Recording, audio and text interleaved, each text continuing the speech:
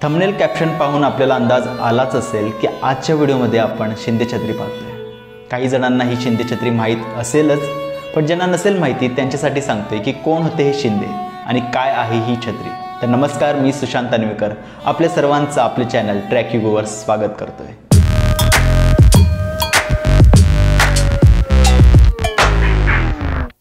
कोण होते हे शिंदे? या अगोदर छत्री म्हणजे काय हे आधी आपण जाणून घेऊयात। छत्री म्हणजे साध्या सरळ सोप्या भाषेत सांगायचं म्हटलं तर राजघराण्यातल्या सदस्यांची समाधी। उन्हा पावसामुळे, प्रतिष्ठेमुळे समाधीवर असलेलं छत्र, त्यामुळे याला छत्री म्हणत असावेत। अशा ऐतिहासिक छत्र्या आपल्याला गुजरात, राजस्थान, मध्य प्रदेश या भागात पाहायला मिळतात। एकापेक्षा एक सुंदर या छत्र्या तिथल्या पर्यटनाला एक वेगळी श्रीमंती देत आहेत असं म्हणायला हरकत नाही।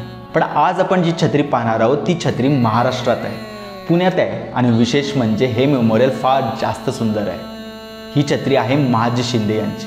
महादजी शिंदे म्हणजे मराठा साम्राज्यातील एक कर्तृत्ववान व्यक्ती, एक अशी व्यक्ती जिच्याशिवाय मराठा साम्राज्याचा इतिहासच अपूर्ण आहे। स्वारगेटपासून फक्त 5 किलोमीटर अंतरावर वनवडी भागात ही छत्री आहे, त्यामुळे इथपर्यंत पोहोचण्यासाठी पर्याय अनेक आहेत। स्वतःच्या गाडीने येत असाल तर इथे पार्किंगची सुविधाही आहे।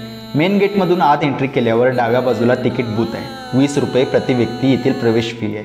महादजी शिंदे हे शिंदे घराण्याचे संस्थापक राणोजीराव शिंदे यांचे धाकटे सुपुत्र। पुढे शिंदे सिंधिया म्हणून ओळखले जाऊ लागले। आज हे सिंधिया घराणे मध्य प्रदेशात अस्तित्वात आहे। भाजपामधले मंत्री ज्योतिरादित्य सिंधिया हे याच राजघराण्यातले। आता माझ्या मागे जी तुम्ही मुख्य वास्तू बघताय हे खरं तर एक महादेवाचं मंदिर आहे आणि मागे जे शिखर, आता आपल्याला पुढून हे शिखर दिसत नाही, आपण मागून दाखवूच आपल्याला। ते शिखर आहे तिथे जुनं आधी महादेवाचं मंदिर होतं आणि नंतर ज्यावेळी समाधी ती उभारली गेली महादजी शिंदेंची, त्यानंतर हे सभागृह नंतरच्या काळात उभं केलं गेलेलं आहे। आणि ही महादजी शिंदेंची छत्री नव्हे किंवा समाधी नव्हे, तर समाधी ही आपल्याला बाजूला पाहायला मिळते। तर ही जी वास्तू पाहताय ही महादजी शिंदे यांची समाधी आहे।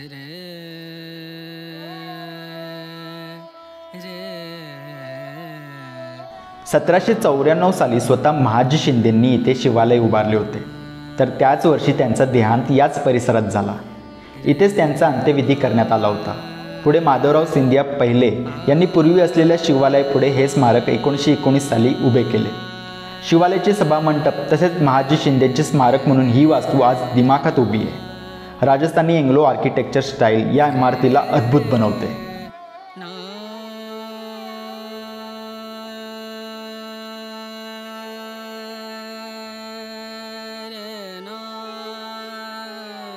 बाहेरच्या बाजूने असलेला हा स्पायरल जिना दुसऱ्या मजल्यावर जाण्यासाठी आहे। जिन्याची ही रचना इथल्या सुंदरतेमध्ये अजिबात बाधा घालत नाही, उलट अजून सुंदर बनवते। वरती पोचून मंदिराचे शिखर अजून जवळून पाहता येते, मात्र वरच्या मजल्याच्या दरवाजाला टाळं लावलेले आहे।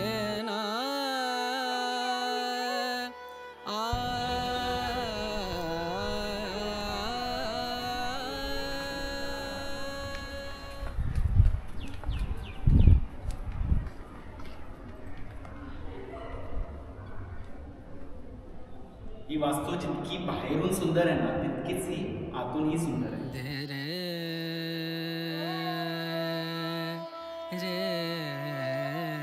आतून हा हॉल पाहताना याच्या सौंदर्यासोबत येथील शांती मनाला भावते। आकर्षक खांब, रंगीबेरंगी काचेंनी सजलेल्या खिडक्या, कलेची इतर कलाकुसर पाहून तोंडात बोटे जातात।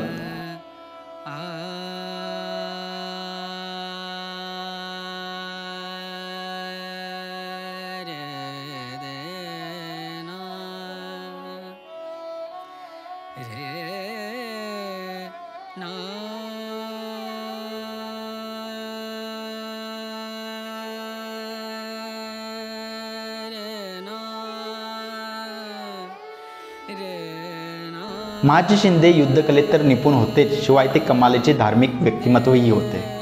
गर्भगृहात शिवलिंगासोबत महादजी शिंदे यांची मूर्तीही दिसते। येथील सुंदरता, येथील कला आपल्या कॅनव्हासमध्ये कैद करण्यासाठी कलाकार इथे येतच असतात।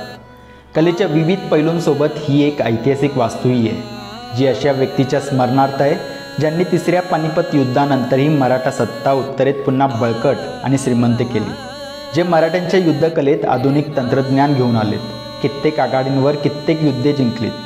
त्यामुळे इतिहासातल्या वीर योद्ध्याला प्रणाम करायला इथे नक्कीच यायला हवं। हा व्हिडिओ तुम्हाला कसा वाटला कमेंट करून नक्की कळवा. आवडल्यास लाईक आणि शेअर नक्की करा. चॅनलला सबस्क्राईब करायला विसरू नका. लवकर भेटू पुढील भागात. तोपर्यंत गुड बाय.